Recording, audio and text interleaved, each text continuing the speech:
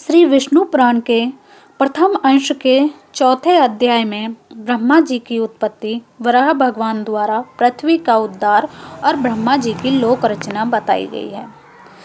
श्री मैत्रेय जी बोले, हे महामुने, कल्प के आदि में नारायण के भगवान ब्रह्मा जी ने जिस प्रकार समस्त भूतों की रचना की है वह आप वर्णन कीजिए। श्री पराशर जी बोले, प्रजापतियों के स्वामी नारायण स्वरूप भगवान ब्रह्मा जी ने जिस प्रकार प्रजा की सृष्टि की थी वह मुझसे सुनो। पिछले कल्प का अंत होने पर रात्रि में सोकर उठने पर सत्व गुण के उद्रेक से युक्त भगवान ब्रह्मा जी ने संपूर्ण लोकों को शून्य में देखा। वे भगवान नारायण पर हैं, अचिंत्य हैं, ब्रह्मा शिव आदि ईश्वरों के भी ईश्वर हैं, ब्रह्म स्वरूप हैं, अनादि हैं और सबकी उत्पत्ति के स्थान हैं। मनु आदि स्मृतिकार और उन ब्रह्म स्वरूप श्री नारायण देव के विषय में जो इस जगत की उत्पत्ति और लय के स्थान हैं, यह श्लोक कहते हैं। नर अर्थात पुरुष भगवान पुरुषोत्तम से उत्पन्न होने के कारण जल को नार कहते हैं। वह नार जल ही उनका प्रथम अयन यानी निवास स्थान है, इसलिए भगवान को नारायण कहा जाता है। संपूर्ण जगत जल में हो रहा था, इसलिए प्रजापति ब्रह्मा जी ने अनुमान से पृथ्वी को जल के भीतर जान उसे बाहर निकालने की इच्छा से एक दूसरा शरीर धारण किया। उन्होंने पूर्व कल्पों के आदि में जैसे मत्स्य कूर्म आदि रूप धारण किए थे, वैसे ही इस वराह कल्प के आरंभ में वेद यज्ञ में वराह शरीर ग्रहण किया और संपूर्ण जगत की स्थिति में तत्पर हो सबके अंतरात्मा और अविचल रूप वे परमात्मा प्रजापति ब्रह्मा जी जो पृथ्वी को धारण करने वाले और अपने ही आश्रय से स्थित हैं, जन लोक स्थित सनकादि सिद्धेश्वरों से स्तुति किए जाते हुए जल में प्रविष्ट हुए। तब उन्हें पाताल लोक में आए देख देवी वसुंधरा अति भक्ति विनम्र हो उनकी स्तुति करने लगी। पृथ्वी बोली, हे शंख चक्र गदा पन्ना धारण करने वाले कमल नयन भगवान, आपको नमस्कार है। आप आज इस पाताल से मेरा उद्धार कीजिए। पूर्व काल में आप ही से मैं उत्पन्न हुई थी। हे जनार्दन, पहले भी आप ही ने मेरा उद्धार किया था। हे प्रभु, मेरे तथा आकाश आदि अन्य सब भूतों के आप ही उपादान कारण हैं। हे परमात्मा स्वरूप, आपको नमस्कार है। हे पुरुषात्मन, आपको नमस्कार है। हे प्रधान कारण और व्यक्त कार्य रूप, आपको नमस्कार है। हे काल स्वरूप, आपको बारंबार मेरा नमस्कार है। हे प्रभु, जगत की सृष्टि आदि के लिए ब्रह्मा विष्णु और रुद्र रूप धारण करने वाले आप ही संपूर्ण भूतों की उत्पत्ति, पालन और नाश करने वाले हैं और जगत के एकाणवर्ण रूप जल में हो जाने पर हे गोविंद, सबको भक्षण कर अंत में आप ही मनीष जनों द्वारा चिंतित होते हुए जल में शयन करते हैं। हे प्रभु, आपका जो परतत्व है उसे तो कोई भी नहीं जानता, अतः आपका जो रूप अवतारों में प्रकट होता है उसी की देवगण पूजा करते हैं। आप परम ब्रह्मा की ही आराधना करके मुमुक्षु जन मुक्त होते हैं। भला वासुदेव की आराधना किए बिना कौन मोक्ष प्राप्त कर सकता है। मन से जो कुछ ग्रहण यानी संकल्प किया जाता है, चक्षु आदि इंद्रियों से जो कुछ ग्रहण विषय करने योग्य है, बुद्धि द्वारा जो कुछ विचारणीय है, वह सब आप ही का रूप है। हे प्रभु, मैं आप ही का रूप हूँ, आप ही के आश्रित हूँ और आप ही के द्वारा रची गई हूँ तथा आपकी ही शरण में हूँ, इसलिए लोक में मुझे माधवी भी कहते हैं। हे संपूर्ण ज्ञानमय, हे स्थूलमय, हे अव्यव, आपकी जय हो। हे अनंत, हे अव्यक्त, हे व्यक्तमय प्रभु, आपकी जय हो। हे परापर स्वरूप, हे विश्व आत्मन, हे यज्ञपते, हे अनग, आपकी जय हो। हे प्रभु, आप ही यज्ञ हैं, आप ही वष्टाकार हैं, आप ही ओमकार हैं और आप ही आहवन्य आदि अग्नियां हैं। हे हरे, आप ही वेद वेदांग और यज्ञ पुरुष हैं तथा सूर्य आदि ग्रह तारे नक्षत्र और संपूर्ण जगत भी आप ही हैं। हे पुरुषोत्तम, हे परमेश्वर, मूर्त अमूर्त, दृश्य अदृश्य तथा जो कुछ मैंने कहा है और जो कुछ नहीं कहा वह सब आप ही हैं। अतः आपको नमस्कार है, मेरा बारंबार नमस्कार है।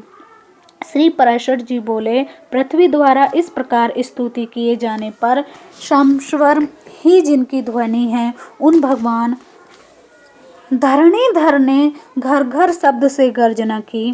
फिर विकसित कमल के समान नेत्रों वाले उन महावराह ने अपनी डाढ़ों से पृथ्वी को उठा लिया और वे कमल दल के समान श्याम तथा नीलाचल के सदृश विशालकाय भगवान रसातल से बाहर निकले। निकलते समय उनके मुख से श्वास से उछलते हुए जल ने जनलोक में रहने वाले महातेजस्वी और निष्पाप सनंदन आदि मुनीश्वरों को भिगो दिया। जल बड़ा शब्द करता हुआ उनके खुरों से विदीर्ण हुआ, रसातल में नीचे की ओर जाने लगा और जनलोकों में रहने वाले सिद्धगण उनके श्वास वायु से विक्षिप्त होकर इधर उधर भागने लगे। जिनकी कुक्षी जल में भीगी हुई है, वे महावराह जिस समय अपने वेद में शरीर को कपाते हुए पृथ्वी को लेकर बाहर निकले, उस समय उनकी रोमावली में स्थित मुनिजल स्तुति करने लगे। उन निशंक और उन्नत दृष्टि वाले धराधर भगवान की जनलोक में रहने वाले सनंदन आदि योगीश्वरों ने प्रसन्न चित्त से अति नम्रता पूर्वक सिर झुकाकर इस प्रकार स्तुति की। हे ब्रह्म आदि ईश्वरों के भी परम ईश्वर, हे केशव, हे शंखनाग गदाधर, हे खड़ग चक्रधारी प्रभु, आपकी जय हो। आप ही संसार की उत्पत्ति, स्थिति और नाश के कारण हैं तथा आप ही ईश्वर हैं और जिसे परम पद कहते हैं वह भी आपसे अतिरिक्त और कुछ नहीं है।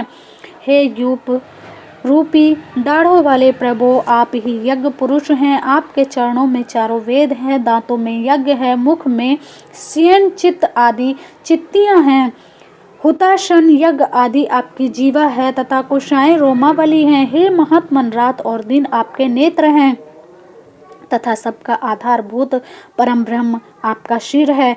हे देव वैष्णव आदि समस्त सूक्त आपके सटाक्लाप स्कंद के रोमगुक्ष हैं और समग्र हवि आपके प्राण हैं। हे प्रभु, शुक आपका तुंड है, शामेश्वर धीर गंभीर शब्द है, प्रियंगवश यजमान ग्रह शरीर है तथा शत्रु शरीर की सन्निधियां हैं। हे देव, इष्ट स्रोत और पूर्त स्मार्त धर्म आपके कान हैं। हे नित्य स्वरूप भगवान, प्रसन्न होइए। हे अक्षर, हे विश्वमूर्ते, अपने पाद प्रहर से भूमंडल को व्याप्त करने वाले आपको हम विश्व के आदि कारण समझते हैं। आप संपूर्ण चराचर जगत के परमेश्वर और नाथ हैं, अतः प्रसन्न हो जाइए। हे नाथ, आपके दाढ़ों पर रखा हुआ यह संपूर्ण भूमंडल ऐसा प्रतीत होता है मानो कमल वन को रोंदते हुए गजराज के दांतों से कोई कीचड़ में सना हुआ कमल का पत्ता लगा हो। हे अनुपम प्रभावशाली प्रभु, पृथ्वी की और आकाश के बीच में जितना अंतर है वह आपके शरीर से ही व्याप्त है। हे विश्व को व्याप्त करने में समर्थ तेज युक्त प्रभु, आप विश्व का कल्याण कीजिए। हे जगत पते, परमार्थ सत्य वस्तु तो एकमात्र आप ही हैं, आपके अतिरिक्त और कोई भी नहीं है। यह आपकी ही महिमा माया है जिससे यह संपूर्ण चराचर जगत व्याप्त है। यह जो कुछ भी मूर्तिमान जगत दिखाई देता है, ज्ञान स्वरूप आप ही का रूप है। अजितेंद्रिय लोग ब्रह्म से इसे जगत रूप देखते हैं। इस संपूर्ण ज्ञान स्वरूप जगत को बुद्धिहीन लोग अर्थ रूप देखते हैं, अतः वे निरंतर मोहमय संसार सागर में भटका करते हैं। हे परमेश्वर, जो लोग शुद्ध चित्त और विज्ञान वेत्ता हैं, वे इस संपूर्ण संसार को आपका ज्ञानात्मक स्वरूप ही देखते हैं। हे सर्वात्मन, प्रसन्न हो जाइए। हे अप्रतिमन, हे कमल नयन, संसार के निवास के लिए पृथ्वी का उद्धार करके हमको शांति प्रदान कीजिए। हे भगवान, हे गोविंद, इस समय आप सत्व प्रधान हैं, अतः हे ईश, जगत के उद्भव के लिए आप इस पृथ्वी का उद्धार कीजिए और हे कमल नयन हमको शांति प्रदान कीजिए। आपके द्वारा यह सर्ग की प्रवृत्ति संसार का उपकार करने वाली हो। हे कमल नयन आपको नमस्कार है, आप हमको शांति प्रदान कीजिए। सिर्फ पराशर जी बोले, इस प्रकार स्तुति किए जाने पर पृथ्वी को धारण करने वाले परमात्मा वराह जी ने उसे शीघ्र ही उठाकर अपार जल के ऊपर स्थापित कर दिया। उस जल समूह के ऊपर वह एक बहुत बड़ी नौका के समान स्थित है और बहुत विस्तृत आकार होने के कारण उसमें डूबती नहीं है। फिर उन अनादि परमेश्वर ने पृथ्वी को समतल कर उस पर जहां तहां पर्वतों को विभाग करके स्थापित कर दिया। सत्य संकल्प भगवान ने अपने अमोघ प्रभाव से पूर्व कल्प के अंत में दग्ध हुए समस्त पर्वतों को पृथ्वी तल पर यथास्थान रचा दिया। तदंतर उन्होंने सप्तद्वीप आदि क्रम से पृथ्वी का यथा योग्य विभाग कर भूलोक चारों लोकों की पूर्वतः कल्पना कर दी। फिर उन भगवान श्री हरि ने रजोगुण से युक्त हो चतुर्मुखधारी ब्रह्म रूप धारण कर सृष्टि की रचना की। सृष्टि की रचना भगवान तो केवल निमित्त मात्र ही हैं, क्योंकि उसके प्रधान कारण तो सृज्य पदार्थों की शक्तियां ही है। हे तपस्वियों में श्रेष्ठ मैत्रेय, वस्तुओं की रचना में निमित्त मात्र को छोड़कर और किसी बात की आवश्यकता भी नहीं है, क्योंकि वस्तुतः तो अपना ही परिमाण शक्ति से वस्तुता स्थूल रूपता को प्राप्त हो जाती है। इति श्री विष्णु पुराणे प्रथम अंशे चतुर्थो अध्याये पूर्णः। ओम श्री विष्णवे नमः।